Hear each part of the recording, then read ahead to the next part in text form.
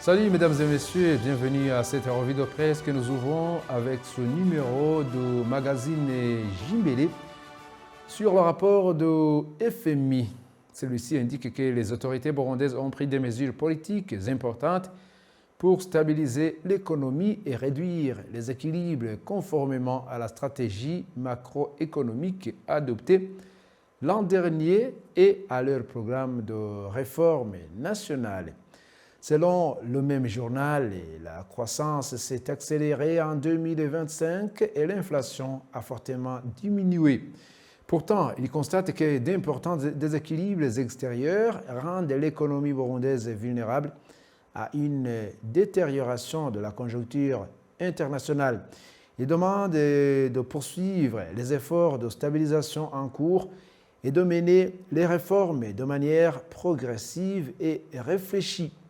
Il précise que la stabilisation macroéconomique est possible à condition que les autorités maintiennent leur engagement en matière de discipline budgétaire, resserrent leur politique monétaire et progressent vers une réforme de taux de change selon une approche crédible, ordonnée et bien séquencée. Concernant la politique fiscale, les services recommandent d'examiner attentivement et de mieux cibler les exonérations fiscales qui ont coûté l'État entre 1,5 et 3% du PIB chaque année ces dernières années et d'élargir l'assiette fiscale. La réduction des seuils d'enregistrement à la TVA, la révision et à la suppression des exonérations de TVA inutiles et la réduction du nombre de produits taxés au taux réduit permettrait de générer des recettes supplémentaires, de contribuer à la formalisation de l'activité économique et d'améliorer l'efficacité du système fiscal. La suppression progressive du double taux de change actuel contribuerait à réduire les distorsions, à soutenir la compétitivité, à renforcer les entrées de devises et à améliorer la transmission du soutien extérieur à l'économie. La réforme du taux de change apporterait des avantages macroéconomiques et structurels, atténuerait les pénuries de carburant, stimulerait les exportations et les investissements directs étrangers et augmenterait la valeur de l'aide extérieure. Un resserrement de la politique monétaire est nécessaire pour consolider les récents progrès en matière de désinflation et soutenir les réformes du marché de change. Compte tenu des conditions de financement tendues, la prudence budgétaire doit être maintenue afin d'éviter le recours au financement de la Banque centrale, ce qui engendrerait des pressions inflationnistes. Le service de la Banque centrale anticipe que la mise en œuvre du compte unique du Trésor et une gestion plus efficace de la trésorerie du secteur public entraîneront une contradiction progressive de liquidités.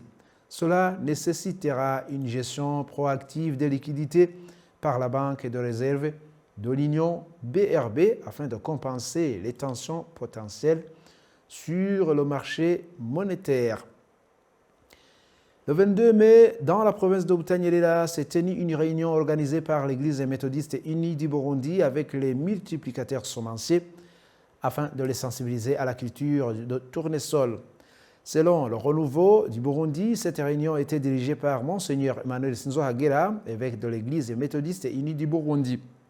Il a indiqué qu'en plus de l'évangélisation et des autres activités de développement menées par l'Église, celle-ci compte se lancer dans la culture de tournesol, puis transformer cette production en huile alimentaire. Il a ainsi demandé aux multiplicateurs de semences de cette province d'intégrer cette culture parmi leurs activités agricoles. L'évêque de l'Église méthodiste unie du Burundi, Monseigneur Sinzohagera, a expliqué qu'en plus des activités d'évangélisation et de développement déjà menées par l'Église méthodiste unie du Burundi, celle-ci compte désormais investir aussi dans le secteur agricole, en commençant bien sûr par la culture de tournesol. Il a annoncé que l'on procédera prochainement à la mise en place d'une usine de transformation de tournesol en huile alimentaire. C'est dans cette perspective que des réunions ont été organisées avec les multiplicateurs de semences afin qu'ils commencent à produire des semences de cette culture, donc le tournesol.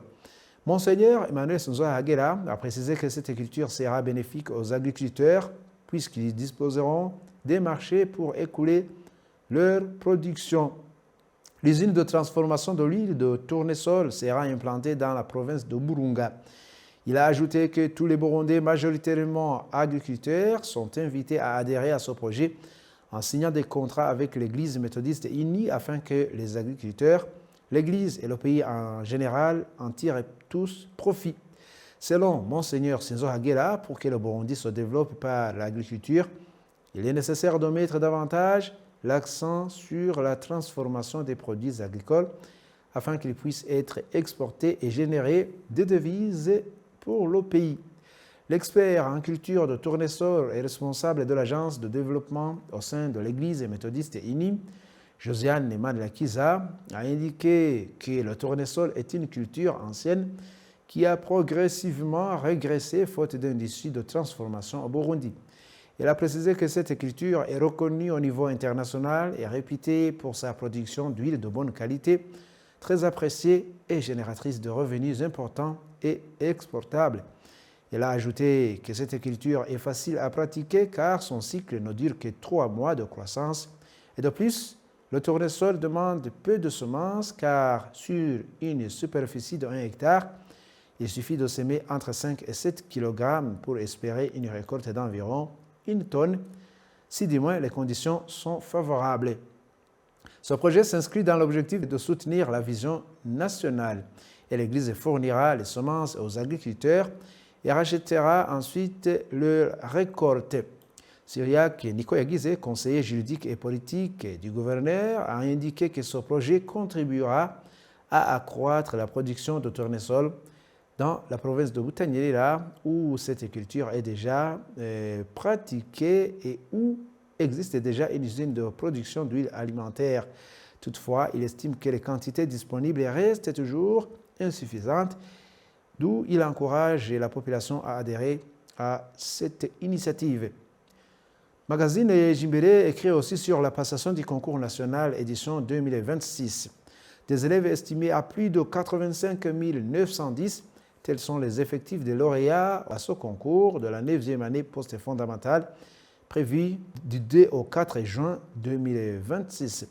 Cela a été annoncé mercredi 22 mai par le secrétaire permanent au ministère en charge de l'éducation lors du lancement de la phase finale des travaux de préparation du concours national édition 2026. À la même occasion, Herménégilde Debrikoukié a procédé à l'internement des concepteurs des épreuves. Ils ne quitteront les locaux de RPP qu'après la passation du concours afin de les mettre à l'abri des suspicions en cas d'éventuelle tricherie. Les filles sont au nombre de 52 000, tandis que 33 910 garçons vont passer le concours. Les lauréats feront le test de mathématiques, français, kirundi, anglais, swahili, sciences et technologies, les sciences humaines et l'entrepreneuriat. Et le centre de rayonnement agricole chinois Sisa Gihanga, c'est un commun mandat de la province de Bujumbura, a procédé le 21 mai 2026 à la remise des prix aux riziculteurs qui ont semé la variété hybride, écrit la radio-télévision nationale. Ce sont des prix composés d'enveloppes et de certificats de reconnaissance à l'endroit des coopératives de riziculteurs, aux sociétés para-étatiques, à ceux qui travaillent à titre individuel et aux techniciens agricoles bénéficiaires des formations sur la riziculture hybride. Et l'événement a débuté par une visite d'échange d'expériences effectuée en vue d'acquérir plus de connaissances sur la préparation des germoirs de cette variété hybride jusqu'à aboutir à une bonne production. Dans un discours de l'ambassadeur de Chine qui avait rehaussé de sa présence cette activité, il a laissé entendre que l'agriculture constitue un pilier du développement au Burundi qu'en Chine. C'est dans cette même optique que la République populaire de Chine a jugé bon d'appuyer le Burundi dans cette culture afin que la population accède à la sécurité alimentaire, mais aussi en vue d'accompagner dans la mise en œuvre de la vision du pays, vision 2040-2060. L'assistant du ministre ayant l'agriculture dans ses attributions, lui, a fait savoir que la production rizicole s'est améliorée depuis que ce centre chinois est à l'œuvre.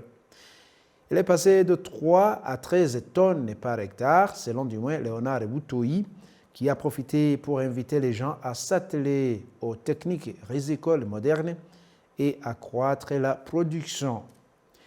À l'étranger, le journal de la radio Okapi parle d'une situation de l'épidémie d'Ebola en RDC qui est extrêmement préoccupante, selon le directeur général de l'Organisation mondiale de la santé OMS, Tedros Adhanom.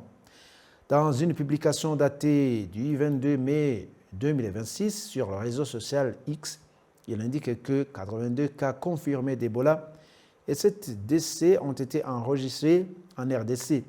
Ce haut fonctionnaire des Nations Unies estime toutefois que l'ampleur réelle de l'épidémie est plus importante, avec près de 750 cas suspects et 177 décès présumés. Tedros Adhanom fait état d'une hausse de cas et d'une riposte rendue difficile par l'insécurité dans certaines zones du pays. L'épidémie d'Ebola en RD Congo se propage rapidement, a déclaré Tedros Adhanom Ghebreyesus en conférence de presse. Auparavant, l'OMS avait évalué le risque comme étant élevé au niveau national et régional et faible au niveau mondial. Il dit cependant qu'ils révisent actuellement leur évaluation des risques pour le qualifier de très élevé au niveau national, élevé au niveau régional et faible au niveau mondial, a-t-il ajouté. En Ouganda voisin, la situation a été jugée stable. 2 cas confirmés et un décès ont été signalés, mais aucun nouveau cas ni décès n'a été enregistré, a-t-il précisé. Dr Tedros Adhanom souligne que ces chiffres évoluent grâce à l'amélioration de la surveillance et des tests, mais il insiste sur le fait que la violence et l'insécurité continuent de compliquer la riposte, notamment dans l'est de la RDC. Face à cette situation, il annonce que des équipes supplémentaires de l'OMS ont été déployées en Ituri, épicentre de l'épidémie en RDC, afin de renforcer l'appui aux communautés touchées. Il affirme enfin rester en contact régulier avec les autorités des pays concernés pour coordonner la réponse. Et pour clore avec cet article du journal Le Monde sur une attaque de drone sur un marché et qui a fait 28 morts au Soudan. Le drame s'est produit mardi 19 mai au Soudan par une frappe de drone sur un marché d'une localité du sud du pays contrôlée par les paramilitaires. Il s'agit de l'une des attaques les plus meurtrières perpétrées récemment contre des civils dans ce pays en guerre depuis 3 ans. La frappe qui a fait 23 blessés selon une source médicale et 3 témoins ayant parlé à l'agence France Presse AFP survient alors que l'armée soudanaise et les paramilitaires des forces de soutien rapide FSR, en guerre depuis avril 2023, ont intensifié leurs attaques de drones ces derniers mois. Des témoins ont affirmé que le drone avait frappé un restaurant bondé du marché principal de Gubaïch, État de Kordofan occidental, attribuant le tir à l'armée soudanaise. Un autre a assuré que le drone avait d'abord touché un véhicule des FSR, tuant 3 personnes à l'intérieur avant de toucher le restaurant. Les victimes ont été transportées à l'hôpital de l'agglomération selon une source médicale. Et voilà, c'est ainsi que s'achève notre revue de presse. Merci de l'avoir suivi. À la prochaine.